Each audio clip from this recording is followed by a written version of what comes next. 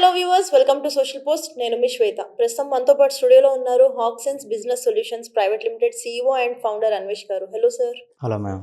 ఎలా ఉన్నారు? ఫైన్, మీరు ఎలా ఉన్నారు? Good sir.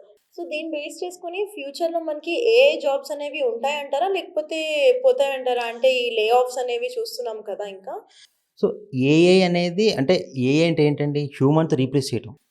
ఒక జాబ్స్లోనే కాదు, మనం మన రియల్ లైఫ్లో బిజినెస్లో కానీ ఎక్కడైనా కూడా ఎక్కడన్నా కొన్ని టాస్క్స్ హ్యూమన్తో రీప్లేస్ చేసేసుకొని ఏఐని మనం అక్కడ ఆటోమేట్ చేసేస్తాం.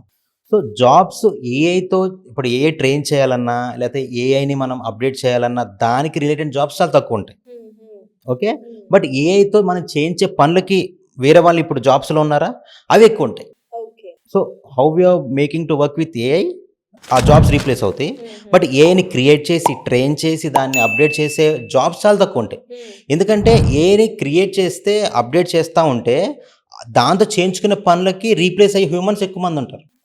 దాంతో వర్క్ చేయించే వాళ్ళు చాలా తక్కువ మంది ఉంటారు. అంత ఎక్కువ అవసరం ఉండదు. ఇప్పుడు ఏఐని ట్రైన్ చేయాలన్నా లేకపోతే ఏఐని ఏమన్నా అప్గ్రేడ్ చేసుకుంటూ దాన్ని అప్ టు డేట్ చేసుకుంటూ ఉన్నా లేకపోతే డేటాని అపెండ్ చేస్తూ ఉన్నా లేకపోతే కొత్త ఫీచర్స్ దానికి యాడ్ చేస్తూ ఉన్నా దానికి ఏంటంటే లిమిటెడ్ హ్యూమన్స్ కావాలి. బట్ ఏఐని మనం క్రియేట్ చేసిన మోటో అది మనం మన అలా డైలీ లైఫ్లో కానీ లేకపోతే మన బిజినెస్ ఒక సెక్టార్లో బిజినెస్ స్ట్రాటజీస్లో యూస్ చేసినప్పుడు దానికి ఇదివరకు మనం యూస్ చేసిన హ్యూమన్స్కి ఏ వర్క్స్ మనం రీప్లేస్ చేస్తున్నామో అవన్నీ ఎఫెక్ట్ అయిపోతాయి. సో మీరు ఒక జాబ్ అంటూ లేదండి, ఐటీ సెక్టార్కే కాదు, any sector you can take, పక్క ఏ మీద ఎఫెక్ట్ ఉంటుంది. ఎందుకంటే హ్యూమన్స్తో ఎక్కడైతే హ్యూమన్స్తో ఏని రీప్లేస్ చేస్తామో ఆ ఏరియాస్ అన్నిట్లో జాబ్స్ ఎఫెక్ట్ అవుతాయి. నాకు తెలిసినప్పుడు లైక్ సాఫ్ట్వేర్ జాబ్స్కి Python, Java, Oracle is the basics. మనం చదువుకున్న టైంలో ఇది అన్ఎక్స్పెక్టెడ్ సిచ్యువేషన్, ఏఐ వచ్చింది. సో ఇప్పుడు లే ఆఫ్స్ అనేవి పెరిగిపోతున్నాయి. ఇప్పుడు అంటే పైథాన్తో పాటు ఏఐ ఉంటేనే హ్యూమన్ స్కిల్స్ని బట్టి సర్వైవ్ అవ్వగలం. ఇన్ ఫ్యూచర్లో ఆఫ్టర్ 5 to 10 yearsలో మళ్ళీ ఏఐని మించిన ఇంకొక టెక్నాలజీ వచ్చింది అని అంటే అప్పుడు మళ్ళీ పైథాన్, ఏఐ అండ్ ఆ వచ్చింది 3 స్కిల్స్ ఉండాలి, లేకపోతే అప్పుడు కూడా సర్వైవ్ అవ్వడం కష్టం. ఎగ్జాక్ట్లీ. ఇప్పుడు ఏఐ వచ్చేదాకా పైథాన్ ఓకే ఫైన్ నేర్చుకుందాం, పైథాన్ అంత ఇంపార్టెంట్ కాదేమో, జావా మీద వెళ్దాము, క్లౌడ్ కంప్యూటింగ్ మీద వెళ్దాము, డివాప్స్ మీద వెళ్దాము. ఎప్పుడైతే ఏఐ వచ్చిందో పైథాన్కి డిమాండ్ పెరిగింది. ఇన్ ఫ్యూచర్ ఏఐ కన్నా అప్డేట్ చేసి ఇంకేమైనా రావచ్చు, లేకపోతే ఏఐనే ఎక్స్పైర్ అయిపోవచ్చు, లేకపోతే పైథాన్ కాకుండా ఇంకా వేరే ప్రోగ్రామింగ్ లాంగ్వేజ్కి డిమాండ్ రావచ్చు, మోస్ట్ హ్యాపెనింగ్ టెక్నాలజీ అవ్వచ్చు.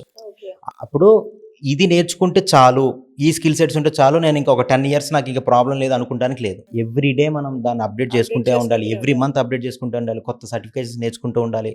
నేను అదే చెప్తా. ఇప్పుడు మనం జాబ్లో ఉన్నామండి, for example I'm in software జాబ్లో ఉన్నా, నేను ఎవ్రీడే ఓపెనింగ్స్ ఎట్లుంటున్నాయో చూసుకున్నాను అనుకోండి, ఆ స్కిల్ సెట్స్ నాకు వచ్చిన చూసుకుంటే చాలు, నేను సస్టైన్ అవుతానా లేదో నాకు తెలిసిపోద్ది. ఎందుకంటే కొత్తగా జాబ్స్ క్రియేట్ అవుతున్న బేసిక్లో అక్కడ స్కిల్ సెట్స్ ఏమైతే మెన్షన్ చేస్తున్నారో నా ఫ్యూచర్ ప్రాజెక్ట్స్ కూడా దాని మీద ఉండొచ్చు కదా, దాని మీద ఉంటాయి కదా. ఎందుకంటే ఆ ఫ్యూచర్ ప్రాజెక్ట్స్ వస్తున్నాయి కాబట్టి ఆ స్కిల్ సెట్స్ మీద వాళ్ళు నీడ్ ఉందంటున్నారు. సో ఆ స్కిల్ సెట్స్ నాకు ఉన్నాయా లేవా, నేను సర్వే అవడానికి నా స్కిల్ సెట్స్కి ఇప్పుడు ప్రజెంట్ ఉన్న జాబ్ స్కిల్ సెట్స్కి మ్యాచ్ అవుతున్నాయి లేవా, కొత్త జేడీస్ జాబ్ డిస్క్రిప్షన్స్కి మ్యాచ్ అవుతున్నాయి లేవా, అవి క్రాస్ వెరిఫై చేసుకోవాలి. చేసుకున్నప్పుడు మీకు ఏదన్నా ఎక్కడన్నా మీకు ఒక స్కిల్ సెట్ లేదు, లేకపోతే ఒక 70-80% నాకు ఉన్నాయి అనుకుంటే you are well and good. But మీ స్కిల్ సెట్తో పాటు ఏ అనేది యాడ్ చేసుకుంటే ఎప్పటికైనా మంచిది. ఎందుకంటే ఫ్యూచర్లో ఏ వల్ల ఎక్కువ ఎఫెక్ట్ అవుద్ది, ఎందుకంటే హ్యూమన్స్ రీప్లేస్ చేసుకుంటూ ఉంటారు కాబట్టి. So you should not be that human which get be replaced with a. YouTube open చేస్తుంటే ఎక్కడ చూసినా ఏఐ వీడియోస్ గురించే ఎక్కువ చూస్తున్నాం. మనం ఇంట్లో కూర్చుని కూడా లక్షలు సంపాదించవచ్చు అని చెప్పని, ఇందులో కూడా ఏమైనా వాస్తవం ఉందంటారా? సో అదేనండి, ఇప్పుడు ఫ్రీలాన్సింగ్ అంటారు. ఇప్పుడు ఏ కైండ్ ఆఫ్ వర్క్ అయినా ఫ్రీలాన్సింగ్ అంటే మనం టెక్ సైడే కాకుండా we are having different kinds of freelancers. ఇప్పుడు కంటెంట్ క్రియేషన్కి ఫ్రీలాన్సింగ్ ఉంటారు, ప్రాజెక్ట్ రిపోర్ట్ తయారు చేయడానికి ఫ్రీలాన్సర్స్ ఉంటారు, అండ్ డాక్యుమెంట్ సబ్మిషన్కి ఫ్రీలాన్సర్స్ ఉంటారు. అంటే ఒక డాక్యుమెంట్ క్రియేట్ చేయడానికి we have different categories, NDS అంటారు, ఎంఎస్ఎస్ అంటారు, లేకపోతే ఎస్ఓడబ్ల్యూస్ అంటారు. These are all different documents, legal documents will have. So వీటన్నిటికీ ఇదివరకు ఏంటంటే లైన్ బై లైనో లేకపోతే దాని టెంప్లెట్స్ ఉండేవి.